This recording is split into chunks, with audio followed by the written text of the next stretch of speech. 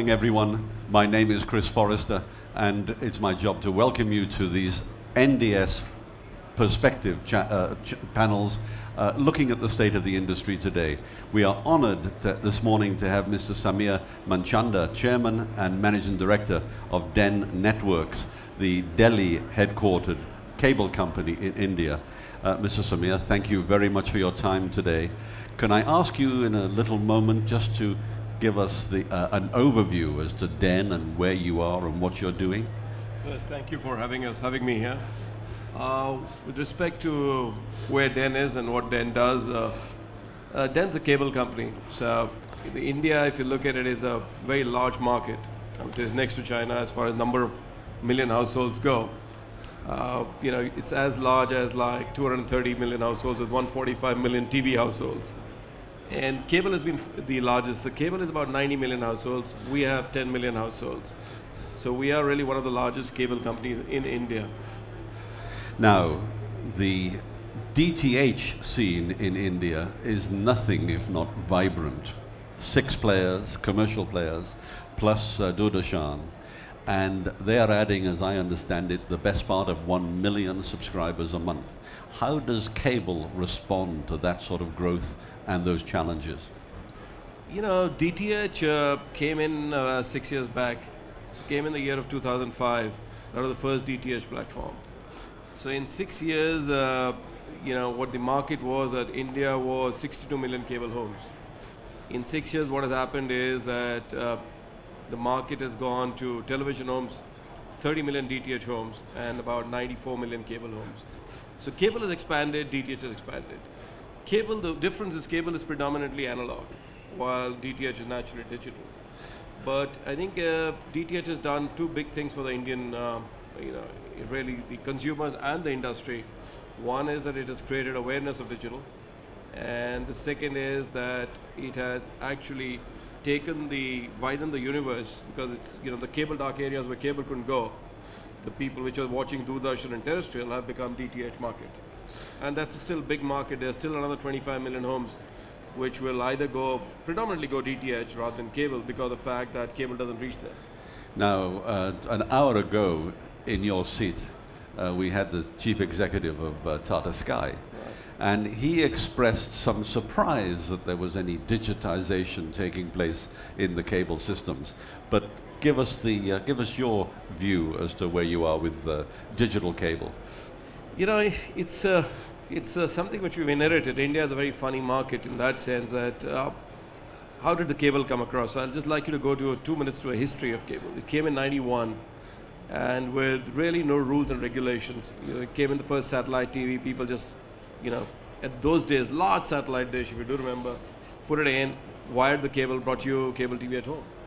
That's how, so before that was all government-owned, one Doordarshan channel. Suddenly you had plethora of channels coming in because you couldn't control satellite.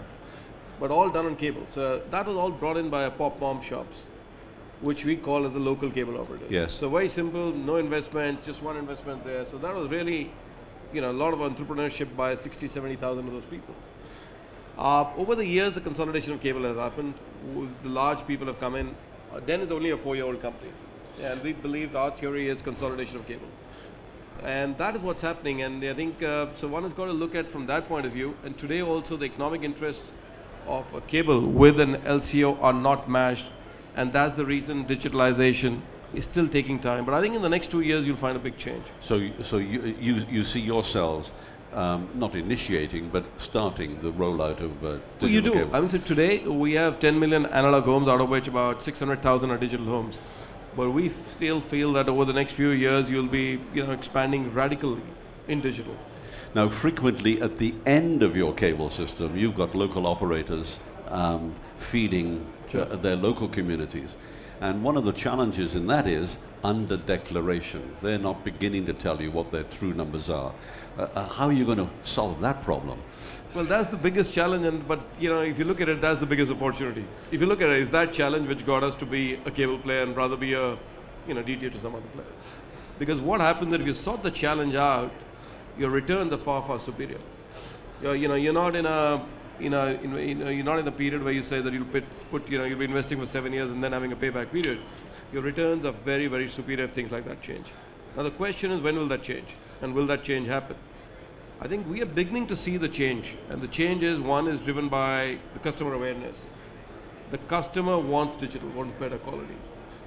And if the customer doesn't go for digital cable, or the LCR does not allow that, then he'll shift to DTH. Yes. So he's going to lose it. So I think that's one which you're beginning to see. The second is just the broadcasters, transparency coming in as a part of the thing. Absolutely. And the third is the government, directive, which is government wants digitalization, and they are trying to look at a sunset date. So I think there are 3 or 4 factors leading to it. And I think when India changes, it changes very rapidly. I think India would be, in the next 4 years or 5 years, be very different, very, very different than what today is. In practical terms, however, does that mean you're going to have to buy up these smaller operators, or is it an element of negotiation which will bring them into your honest reporting of signal distribution? Yeah, can be done what you're saying, the first one, but the first one requires fairly large capital. Absolutely. Right? And while the other mediums like DTH have attracted capital, cable has not been able to attract investment. So if that comes in, you could do that, and that will change. Then you buy it, automatically things will change. The second is a change where the LCO is a part of a process. He's a part of an economic chain, and instead of under-declaring 80 or 90%, he keeps 30 or 40%. And I think that's where the industry is headed more. Yes. So it will be a mix of both buyout with LCO being a part of the chain. Yes. So I think it'll be a mix of both which will drive India. And is that, if you were asked tomorrow to significantly increase your capital base, are there investors in India, or are there investors outside of India looking to partner with you? Cable has, for some strange reason, has been able to draw, and the reason being an LCO, so it's not a strange reason, it's a reason known, has not been able to significantly draw investors' fancy. It is, I think the time is coming now, because it's just of awareness created by the government, because they want to do digitalization by DTH, and by just this 90 million cable homes, which is lacking inertia to digitalize. So, and is probably the only player which can do broadband. So I think it will take, it'll be players, but I gather that it'll be the first ones will be foreign investors really coming. Now, broadband penetration, it barely exists. It's tiny. It's 1% or less. Right, it's non-existent. But that's a very attractive package to any incoming investor, and even to your existing investors, because you can see the roadmap has to grow in that area with increased ARPU, the result. Yeah, I think, but what's again holding back investments and holding back companies like us to do it is, the first, from an investor point of view, any point of view, is saying get the LCO digitalization process out, then do the second as a broadband. So if you look at the regulator, actually regulator's done a study and said so, that if India goes through the digitalization plan which you're saying, then India in the next 4 years, by 2014, will have 72 million cable broadband homes. From what you're saying, 0. Or practically 1 million to 72 million in 4 years. Now this is the government regulator saying, so, that's what the transformation can happen if actually a few changes happen. Yeah. Now, talking of changes, you've also recently linked, an informal link with Star and Z. What difference does that make to that which you're offering subscribers? Yeah, I think the objective was very clear when we started cable itself, that we wanted to really professionalize the entire cable industry. And the ARPUs were low, so we did a joint venture with Star, which was really distribute all the Star channels in India, which means distribution to any cable or any DTH, so it's all rights belong to. And now we've added a JV with Z, so basically it's called Media Pro, which is Star and Z, 50-50. And Turner, so which distributes about 68 most powerful channels in the country to every DTH and cable platform. I think the biggest aim is exactly the same, is to, one, transparency. Simple, as you're saying, is get this thing of under declaration of, get transparency. Moment transparency happens, investments will flow into digitalization. Moment that happens, ARPUs can go up from $4 to $10. Your first question of 4, whether 40, 50. All those changes will happen. So this has been just done with the one purpose really of getting transparency, which will lead to digitalization. Notwithstanding the smaller operators, the 70, 80,000 local operators, do you see there a potential, as there is in DTH, is there a potential in cable for more consolidation amongst the major MSOs? Well, I think that is becoming inevitable. So, I think that will definitely happen. I think you'll see that pretty soon. I mean, that is one way to go, that you will not have so many players. You'll have typically, like anywhere in the world, you'll probably have large 3 or 4 MSOs controlling 70-75% of the market. Now, if there's one thing that's true of India, or certainly the Indian middle class and the business community, they're just as enthusiastic about mobile phones and tablets and all of the other gadgets that we take for granted today. How do you see yourselves in the roadmap you have serving that community with TV signals and with the other broadband treats and bonus items?